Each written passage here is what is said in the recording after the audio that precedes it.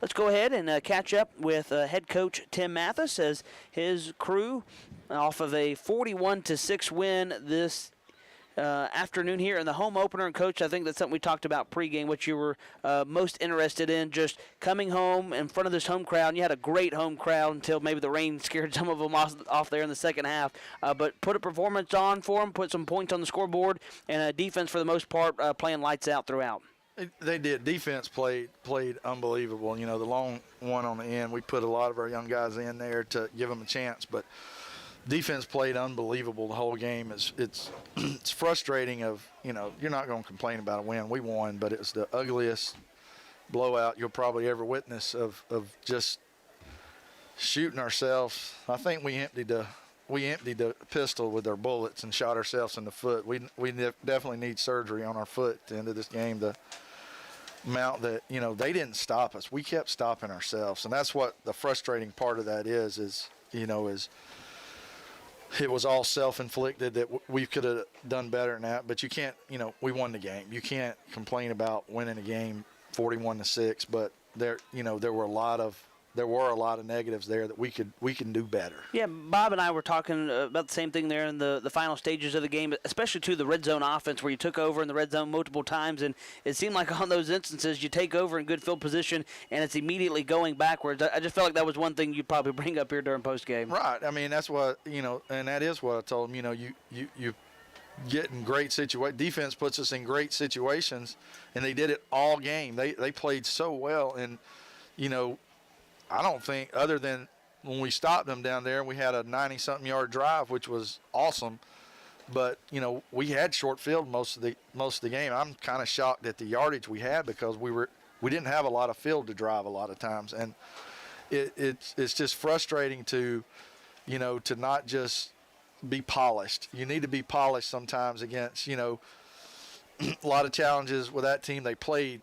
St. Andrews played hard, but they're still a group that's trying to find their way around, and you want to put them away, and you don't want to run the score up, but when you're first and goal and you don't get points out of it, that's frustrating. Last negative I'll bring up about it is just the turnovers. You always say that you have to hold on to the football. You got 4 of them today. And just some of those similar opportunities, too, where you talk about giving, and, for as great of a day as Corneo had, and we'll ask you a question about that in just a second ago, coughed up the football on one carry there, and then a couple interceptions, too. I just know something that you always say in our pregame conversations, you got to hold on to the football, and something that I'm sure you'll address this week in practice. Well, I mean, you definitely will. You play against a different team, and it matters. And it matters, you can lose the game over those things, and that, it can't happen. And I knew it was going to be a factor if it ever started raining, and I knew at some point it was going to rain. Too many people had said it was going to rain since Tuesday, and that's why the Phoenix head ain't painted. Of course, it didn't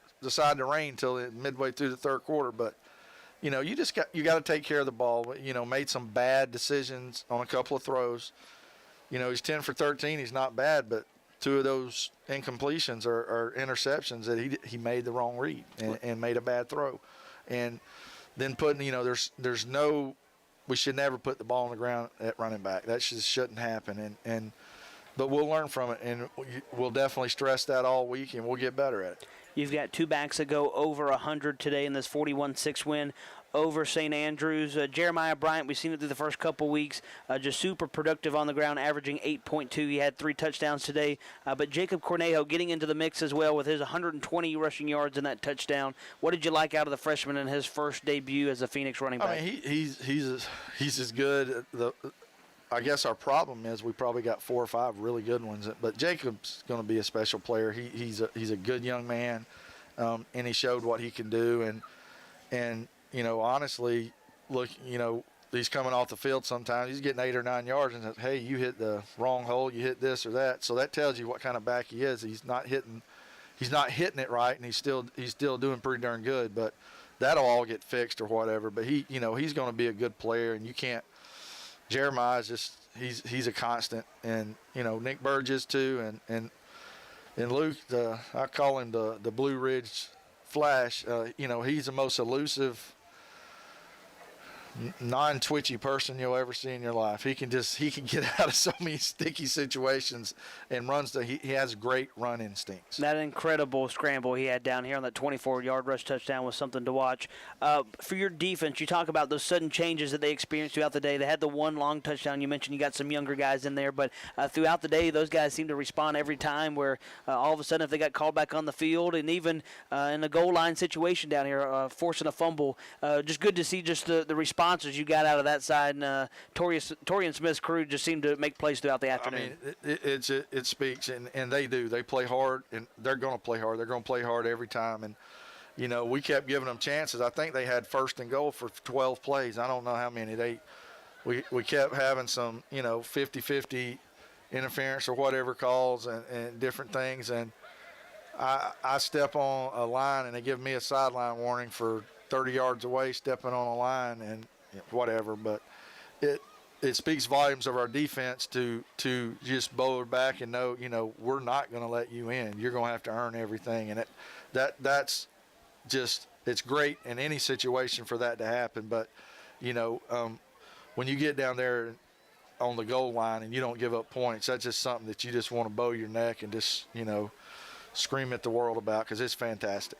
Great to see the turnout today for these Phoenix fans. This home side was packed. Like I said, the rain kind of scared a couple of them off there late in the ball game, but overall I thought you had a really good turnout, and for the most part a 41-6 win for the home crew, and I gave them a lot to talk about after the home opener. Absolutely. I mean, they did. It was a great crowd, and I think, you know, kudos to us building that pavilion, because it was packed there in the rain. I don't think many of them left. They actually went down in that pavilion and stood in there.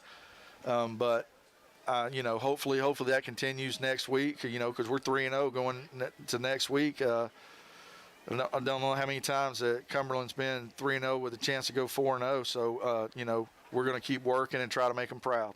Coach, I appreciate the time. We'll do it again next Saturday back here at Oaks-Lassiter Field. Thank you. Nothing like being a Phoenix on a Saturday night. That's head coach Tim Mathis with us here on the Cumberland Sports Network. Let's take a 2-minute timeout. We'll return final post-game statistics and wrap it all up as the Cumberland Phoenix win here in the 2024 season opener 41-6 over the St. Andrews Knights. Once